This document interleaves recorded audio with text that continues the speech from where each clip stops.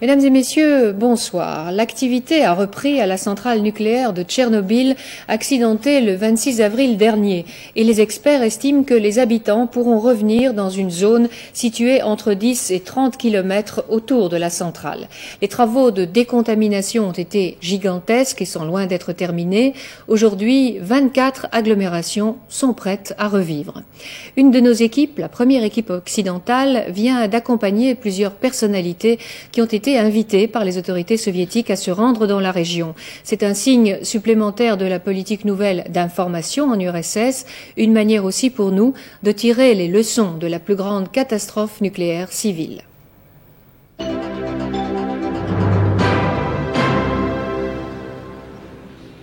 Janvier 1987, le grand fleuve Dniepr est pris par les glaces. Kiev vit sous un ciel bas et gris. Pour l'instant, la neige omniprésente semble être la seule préoccupation des habitants de Kiev.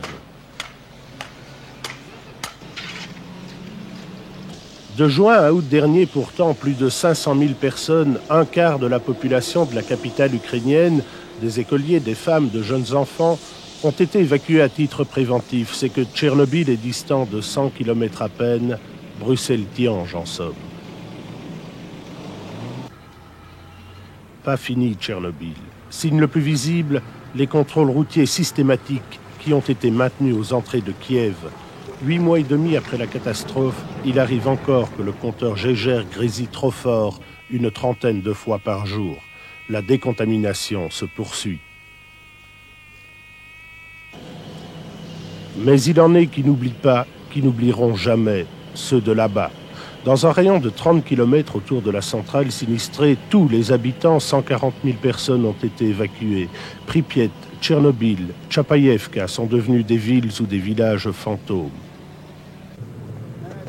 À 2 heures de bus au sud de Kiev, le village de Fosovoï. C'est ici que les 560 habitants de Tchapaïevka ont été évacués dès le 4 mai 1986, une semaine après la catastrophe. Jusqu'au mois d'août, ils ont vécu chez l'habitant.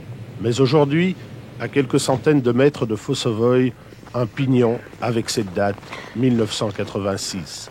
Aujourd'hui, les habitants de Tchapaïevka ont retrouvé un village, Ludvinovka. Ludvinovka a été bâti en 55 jours. Dans des allées tirées au cordeau, 155 petites maisons se dressent toutes neuves, toutes grises, dans un océan de neige, entourées de petites clôtures de bois. Le village a son école et son magasin.